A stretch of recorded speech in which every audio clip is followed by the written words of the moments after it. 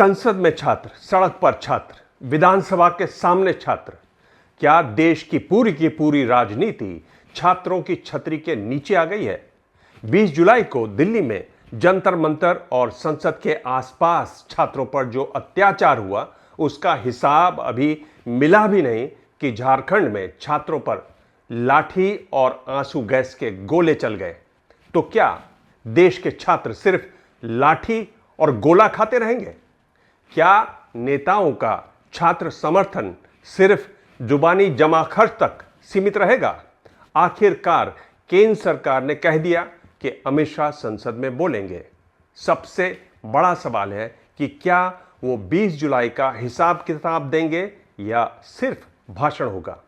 क्या 80 करोड़ लोगों को मुफ्त राशन देने वाली सरकार अब 40 करोड़ युवाओं को सिर्फ भाषण में बांध कर रखना चाहती है? साफ है, अब भाषण, नारे, आश्वासन और रील से कुछ नहीं होगा।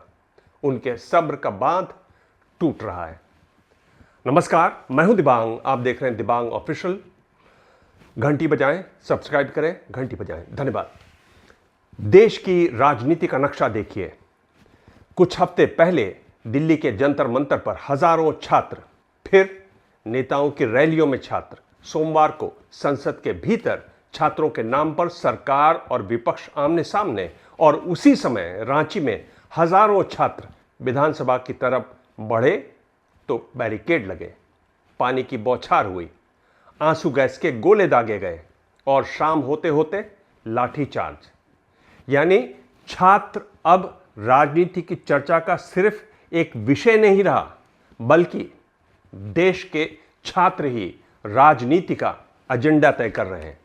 और शायद इस पूरी कहानी की सबसे महत्वपूर्ण बात पेपर लीक भी नहीं है। पेपर लीक से भी बड़ी एक लीकेज है, और वो है भरोसे की लीकेज।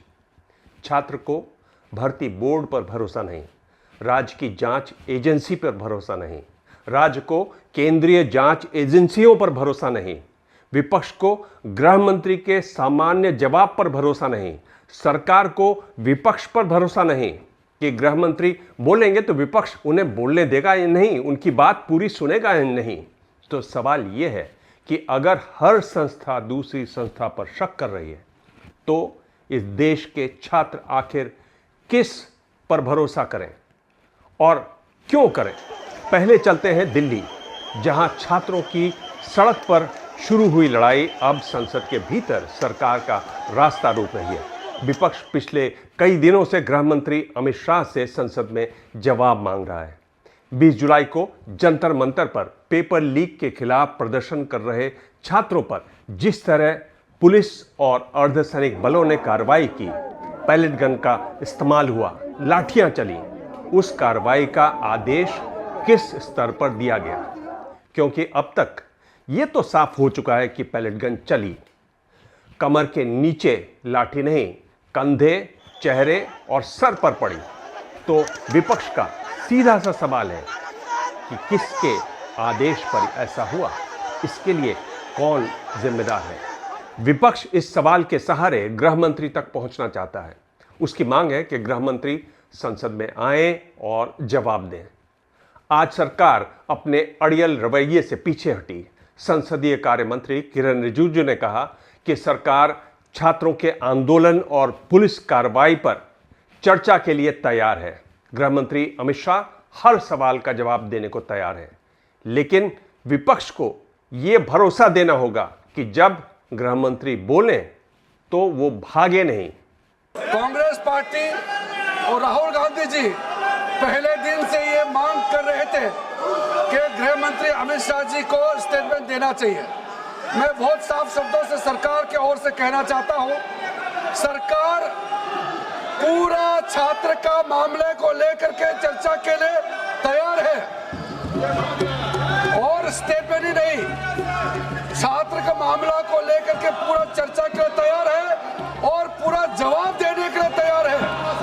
गृह मंत्री जी विस्तार से जवाब देने के लिए तैयार है। मैं अनुरोध करता हूं कांग्रेस पार्टी और इनको कि गृह मंत्री जी का जवाब के समय डरना नहीं है, भागना नहीं है, पूरा सुनना पड़ेगा। मैंने बिजनेस एडवाइजरी में भी सर सार्वजनिक वहां सबके सामने में कह दिया है कि सरकार छात्र को लेकर के पूर्ण रूप से विस्तार से चर्चा के लिए तैयार है और पूरा जवाब देने के लिए तैयार है। लेकिन इसके कुछ घंटे बाद राहुल गांधी पत्रकारों के सामने आए और उन्होंने साफ कर दिया कि विपक्ष की सिर्फ अमित शाह का राजनीतिक भाषण सुनने में कोई रुचि नहीं है। उन्होंने 3 मांगे रखी। पहली, अमित शाह बताएं कि छात्रों पर पैलेट फायरिंग की इजाजत किसने दी। अगर उन्होंने दी तो वो इसकी जिम्मेदारी लें। अगर उन्हें पता नहीं चला कि उनके मंत्रालय के तहत आने वाली ताकतें क्या कर रही थीं, तो वो ये भी बताएं। दूसरा, प्रधानमंत्री इस पूरे मामले पर माफी मांगे। और तीसरा, अयोध्या राम मंदिर के चढ़ावे में कथित चोरी के आरोपों पर जवाब दिया जाए। राहुल ने कहा कि विपक्ष अमित शाह के निजी विचार सुनना नहीं चाहता, उसे यह जानना है कि छात्रों के खिलाफ कार्रवाई का जिम्मेदार कौन है। हम होम मिनिस्टर की पर्सनल ओपिनियन में इंटरेस्टेड नहीं है। उनका एजुकेशन पे बाकी चीजों पे क्या व्यू पॉइंट है, neither are we interested, neither is the country interested. Okay, we are interested in one thing. उन्होंने बच्चों पे गोली चलवाई, उनकी मिनिस्ट्री ने गोली चलवाई। क्या अमित शाह ने ऑर्डर दिया था या नहीं? बिना होम मिनिस्ट्री के ऑर्डर के ना दिल्ली पुलिस गोली चला सकती है, ना आरएएफ गोली चला सकती है। राइट? तो हमारा सिर्फ एक सवाल है और उसका हम पहले जवाब मांग रहे हैं। आपने गोली चलवाई या नहीं चलवाई? अगर आपने चलवाई, यू आर कल्पेबल। अगर आपने नहीं चलवाई और किसी और ने चलवा दी, you are incompetent. Either way you have to go. That was the statement. 15 दिन के लिए पार्लियामेंट में आ नहीं पाए। मैं देख रहा था, पार्लियामेंट में बैठे थे बट आ नहीं पाए अंदर। अब जैसे मैंने बोला, अब गुब्बारे को स्टिच करने की कोशिश कर रहे हैं, उसमें गैस भरने की कोशिश कर रहे हैं, वो नहीं होगा। गृह मंत्रालय संसद के सामने 3 चीजें बहुत आसानी से रख सकता है। 20 जुलाई के लिए पुलिस का पूरा क्राउड कंट्रोल प्लान क्या रहा, पैलेट गन इस्तेमाल करने की अनुमति किस अधिकारी के स्तर पर दी गई, और कार्रवाई के बाद कोई जांच हुई तो उसकी रिपोर्ट क्या कहती है। ये 3 दस्तावेज सामने रख दिए जाएं तो शोर शराबे की गुंजाइश काफी हद तक कम हो सकती है, लेकिन रायसीना हिल पर इसकी गुंजाइश बहुत कम है। जैसे 20 जुलाई को दिल्ली में केंद्र की व्यवस्था से सवाल करने वाले छात्र पुलिस के सामने रहे, रांची में उसी तरह भर्ती परीक्षाओं में कथित गड़बड़ियों की जांच की मांग कर रहे हजारों छात्र विधानसभा की तरफ बढ़े। लेकिन यहां सरकार बीजेपी की नहीं, हेमंत सोरेन की जेएमएम वाली सरकार है और कांग्रेस उसकी साझेदार। आज छात्रों ने कई बैरिकेड पार किए, पुलिस ने पानी की बौछार का इस्तेमाल किया, आंसू गैस छोड़ी, लाठीचार्ज हुआ। पुलिस का पक्ष है कि कुछ प्रदर्शनकारी हिंसक हुए और सिर्फ थोड़े समय के लिए न्यूनतम बल का इस्तेमाल किया गया। दिल्ली में सत्ता अलग है, रांची में सत्ता अलग, लेकिन नाराज छात्र के सामने बैरिकेड का काम दोनों जगह ही किया गया। और झारखंड की कहानी सिर्फ पुलिस कार्रवाई तक सीमित नहीं है। असली लड़ाई अब इस बात पर अटक गई है कि जांच कौन करेगा।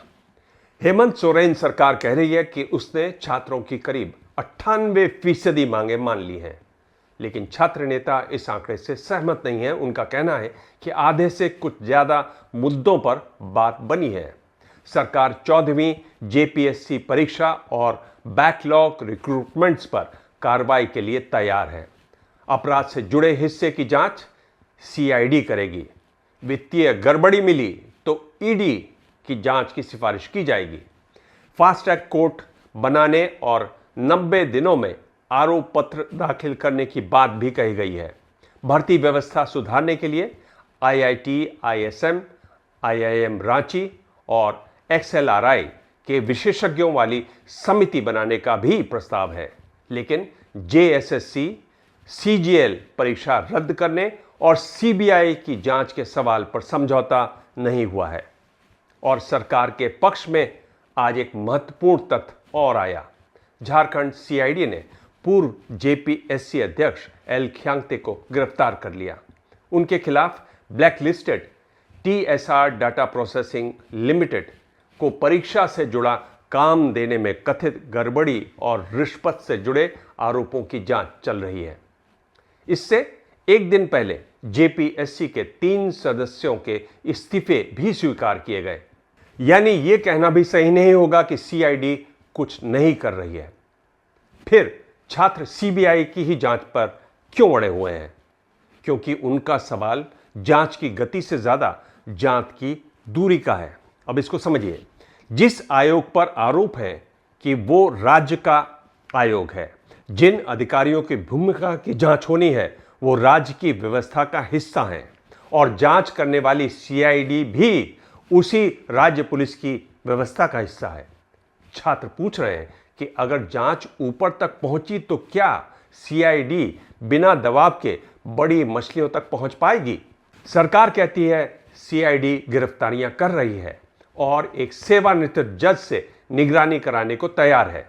तो सीबीआई की जरूरत क्या है? यानी असली विवाद अब क्रेडिबिलिटी का बन गया है और यहीं भारतीय राजनीति का पुराना भूत वापस आ जाता है। सीबीआई को लेकर अविश्वास आज से पैदा नहीं हुआ। 2013 में सुप्रीम कोर्ट ने यूपीए सरकार के दौर में कोल स्कैम की जांच में राजनीतिक दखल पर सीबीआई को पिंजरे का तोता बताया, यानी मालिक की आवाज में बोलने वाली एजेंसी। सरकार तो बदली पर यह आरोप नहीं बदला और तोते ने भी अपना चाल और चरित्र नहीं बदला। इंडियन एक्सप्रेस की 2022 की एक बड़ी पड़ताल में पाया गया कि यूपीए के 10 वर्षों में सीबीआई की जांच के घेरे में आए 72 प्रमुख नेताओं में 43 यानी करीब 60% विपक्ष से रहे। एनडीए के शुरुआती 8 वर्षों में 124 नेताओं में से 118 यानी 95% विपक्ष से रहे। सीबीआई का कहना है कि विपक्षी नेताओं का इतना बड़ा हिस्सा महज संयोग भी हो सकता है, लेकिन आंकड़ा इतना बड़ा है कि ये संयोग से ज्यादा प्रयोग लगता है। इंडियन एक्सप्रेस ने 2024 में 2014 के बाद 25 प्रमुख विपक्षी नेताओं के मामलों की पड़ताल की। इनमें 23 को बीजेपी में जाने के बाद किसी न किसी तरह की राहत मिली। 3 मामले बंद हुए, 20 ठंडे बस्ते में चले गए। और अगर कोई ये माने कि जांच एजेंसी को राजनीतिक जरूरत के हिसाब से मोड़ना सिर्फ आज की बीमारी है, तो 2008 याद कीजिए। मनमोहन सिंह सरकार को अमेरिका के साथ परमाणु समझौते पर ट्रस्ट वोट जीतने के लिए समाजवादी पार्टी का समर्थन चाहिए था। उस समय मुलायम सिंह यादव और उनके परिवार पर आय से ज्यादा संपत्ति के मामले में सीबीआई पहले मुकदमा आगे बढ़ाने की दिशा में जा रही थी, लेकिन राजनीतिक समीकरण बदलने के बाद सीबीआई ने अपना पुराना रुख वापस लेने की अर्जी दी। उस अर्जी में खुद यूनियन ऑफ इंडिया के निर्देश का जिक्र सामने आया। इस मामले में सीबीआई ने अपना रुख कई बार बदला। तब मोदी गुजरात में मुख्यमंत्री थे। उन्होंने 2013 में ट्वीट किया, CBI Congress bureau of investigation बन गई है, देश को उस पर कोई विश्वास नहीं है। मैं केंद्र से कहना चाहता हूं कि हमें सीबीआई का डर मत दिखाओ। यानी जांच एजेंसियों के साथ सरकार के रिश्तों पर तब भी सवाल उठते थे, आज भी उठ रहे हैं। ये खेल कुल्लम खुल्ला तब भी था, आज भी है। अनुभव बहुत कुछ सिखाता है। शायद इसलिए अब ये खेल और बढ़िया तरीके से खेला जा रहा है। यही वजह है कि केंद्रीय जांच एजेंसियों पर झारखंड की सरकार को विश्वास नहीं है। हेमंत सोरेन को खुद इसका अनुभव है। 31 जनवरी 2024 ईडी ने जमीन से जुड़े मनी लॉन्ड्रिंग मामले में कई घंटों की पूछताछ के बाद उन्हें गिरफ्तार किया। हालांकि वो उससे ठीक पहले मुख्यमंत्री पद की शपथ ले चुके थे। 28 जून को झारखंड हाई कोर्ट से उन्हें जमानत मिली और जुलाई में सुप्रीम कोर्ट ने ईडी की चुनौती खारिज करते हुए हाईकोर्ट के आदेश को सही माना और जांच एजेंसी के रिकॉर्ड में सोरेन को जमीन के कब्जे से सीधे जोड़ने वाले सबूतों पर सवाल खड़े किए। इसका मतलब मुकदमे का अंतिम फैसला नहीं है, लेकिन इससे केंद्रीय जांच एजेंसी पर सोरेन खेमे के अविश्वास की राजनीतिक पृष्ठभूमि जरूर समझ आती है। और सीबीआई ईडी का इस्तेमाल अरविंद केजरीवाल से लेकर ममता बनर्जी तक के खिलाफ हो चुका है। इसलिए हेमंत सरकार को इस पर कतई भरोसा नहीं है और वो इससे बच रही है। लेकिन अब इस पूरी खबर का एक बहुत बड़ा विरोधाभास, झारखंड सरकार वित्तीय गड़बड़ियां पाए जाने पर जांच के लिए ईडी को बुलाने को तैयार है। वही ईडी जिसके खिलाफ हेमंत सोरेन और विपक्ष लगातार राजनीतिक दुरुपयोग का आरोप लगाते रहा है। लेकिन सीबीआई पर सहमति नहीं बन रही है। इसका मतलब क्या है? इसका मतलब यह है कि इस देश में जांच एजेंसी चुनना भी अब कभी-कभी जांच से ज्यादा राजनीतिक फैसला बन जाता है। छात्रों को सीआईडी पर भरोसा नहीं, क्योंकि सीआईडी राज्य के तहत काम करती है। राज्य को सीबीआई पर भरोसा नहीं, क्योंकि सीबीआई केंद्र के तहत है। और जब हर पक्ष जांच करने वाले की राजनीतिक दूरी नापने लगे, तो असली अपराधी के लिए इससे अच्छी खबर क्या होगी? और शायद इसलिए हमें पेपर लीक को सिर्फ परीक्षा की समस्या मानना बंद करना पड़ेगा। एक कॉम्पिटिटिव एग्जाम को बहुत साधारण तरीके से समझिए। एक लंबी कतार है। कोई छात्र 3 साल पढ़ता है, कोई 5 साल, किसी का पिता खेत बेचता है, कोई किराए के कमरे में रहता है, कोई नौकरी करते हुए पढ़ता है। ये सारे लोग इतनी लंबी कतार में इसलिए खड़े हैं क्योंकि उन्हें भरोसा है कि दरवाज़ा देर से खुलेगा, लेकिन नंबर आने पर खुलेगा। लेकिन फिर अचानक पेपर लीक उस छात्र को सिर्फ ये नहीं बताता कि परीक्षा खराब हो गई, कोशिश बेकार हो गई। पेपर लीक उसे बताता है कि जिस दरवाजे के सामने वो 5 साल से लाइन में खड़ा है, उस दरवाजे के पीछे एक दूसरा दरवाजा भी है, जहां पैसा, संपर्क और धांधली लोगों को सीधे अंदर तक पहुंचा देता है। और उसी पल प्रशासनिक कमजोरी पूरे के पूरे राजनीतिक सिस्टम की कमजोरी बन जाती है, क्योंकि छात्र पेपर ही नहीं खोता, वो सरकार और पूरे सिस्टम पर भरोसा ही खो देता है। शायद इसलिए आज छात्र हर जगह है, सड़क पर, रैली में, विधानसभा के सामने, संसद के भीतर विपक्ष के सवालों में और सरकार के जवाबों में। लेकिन आज का छात्र एक चीज और मांग रहा है, ऐसी संस्थाएं जिन पर सत्ता और विपक्ष दोनों हार की स्थिति में भी भरोसा करें। दिल्ली में अमित शाह का जवाब आएगा तो सिर्फ यह नहीं देखना होगा कि उन्होंने कितना कहा, यह भी देखना होगा कि 20 जुलाई को जो हुआ उसको वो पूरी तरह कैसे बताते हैं, कैसे समझाते हैं। उधर रांची में सीआईडी गिरफ्तारियां करती है तो सिर्फ गिरफ्तारियों की संख्या नहीं देखनी होगी, देखना होगा कि जांच राज्य की सत्ता के कितने करीब तक पहुंचती है। और अगर सीबीआई जांच की मांग उठती है तो सवाल सिर्फ सीबीआई को सौंपने का नहीं होगा, सवाल यह भी होगा कि जिस एजेंसी को सुप्रीम कोर्ट कभी पिंजरे का तोता कह चुका है, उसे सचमुच स्वतंत्र बनाने के लिए हमने इन 13 वर्षों में क्या बदला। क्योंकि आज का छात्र सरकार से सिर्फ नौकरी नहीं मांग रहा, वो एक ऐसी कतार मांग रहा है जिसमें पीछे खड़ा आदमी ये भरोसा कर सके कि आगे जाने का रास्ता मेहनत से खुलेगा, किसी छिपे चोर दरवाजे से नहीं। और हाल के वर्षों का भारतीय राजनीति का सबसे बड़ा छात्र आंदोलन पेपर लीक के खिलाफ नहीं है, वो उस चोर दरवाजे के खिलाफ है जिससे व्यवस्था में बिना परीक्षा दिए लोग आगे निकल जाते हैं। सत्ता अगर भरोसा वापस पाना चाहती है तो उसे सिर्फ दरवाजे पर ताला नहीं लगाना होगा, उसे यह भरोसा भी दिलाना होगा कि अब दूसरा दरवाजा है ही नहीं। और यह संभव है, बिल्कुल संभव है। आज का वीडियो आपको कैसा लगा जरूर बताएं। छात्र जगह जगह आंदोलन कर रहे हैं। आप उसे कैसे देखते हैं इसके बारे में बताएं।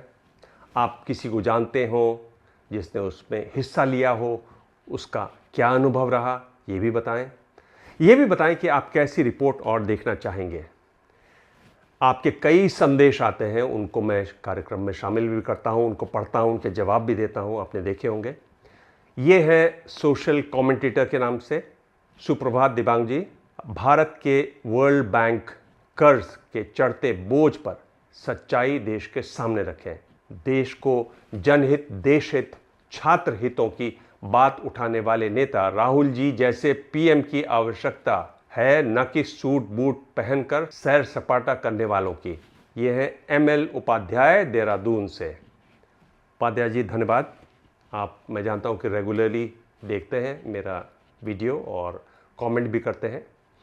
राहुल गांधी की आपने बात की, लेकिन देखना है वो कब तक लगे रहेंगे। कई बार वो इधर उधर हो जाते हैं। कई बड़ी परीक्षाएं हैं रास्ते में। कुल मिलाकर यही कह सकता हूं कि दिल्ली अभी दूर है। अगला संदेश और सही सच का संदेश है। कह रहे हैं दिबांग जी, आपने यूथ और देश के लोगों के सामने वो तथ्य पेश किए जो हर किसी को जानना जरूरी है। आपकी इसी पत्रकारिता के लिए आपको प्रणाम, धन्यवाद। आपसे सिर्फ यही कहना है कि आप अपना सही नाम क्यों नहीं लिखते हैं। सही सच है आपका नाम लिखिए, आपसे ज़रूर बात होगी। धन्यवाद। और ये कृष है गोवा से, अंग्रेजी में इनका संदेश है। Dibang ji, your analysis is always ahead of time. I am also father of 2 teenage boys, happy with their academic performance. इनके 2 बेटे हैं, जेन जी के होंगे, और कह रहे हैं कि उनसे इनकी बातचीत होती है, वो हंसते बहुत हैं। देखिए, संवाद बनाए रखिए, उनको बहुत ज़्यादा ज्ञान मत दीजिए, उनकी बात सुनिए, ध्यान से सुनिए और जानिए कि वो दुनिया को कैसे देखते हैं। अगला संदेश अजीत गजराज का है। आपके चैनल पर मैं काफ़ी कम समय से हूँ। आपका इश्यूज को सेलेक्ट करना, उसका प्रोजेक्शन लाजवाब है। उम्मीद करते हैं आप भविष्य में इसी प्रकार देश की सेवा करते रहेंगे। ज़रूर अजीत जी, आप बताएं कि आगे आप और क्या क्या देखना चाहेंगे। अंत में सुरजीत दोसांझ ऑस्ट्रेलिया से, इन्होंने राशि भेजी है। आपको भरोसा है मुझ पर, ये भरोसे का इजहार है। बहुत बहुत धन्यवाद, शुक्रिया। चैनल को सब्सक्राइब करें, शेयर करें, कमेंट करें। आप क्यों नहीं इसको व्हाट्सएप ग्रुप्स में शामिल करते। कई दर्शकों ने बताया कि वो इसको व्हाट्सएप ग्रुप में शामिल किए हुए हैं, उनका बहुत बहुत धन्यवाद।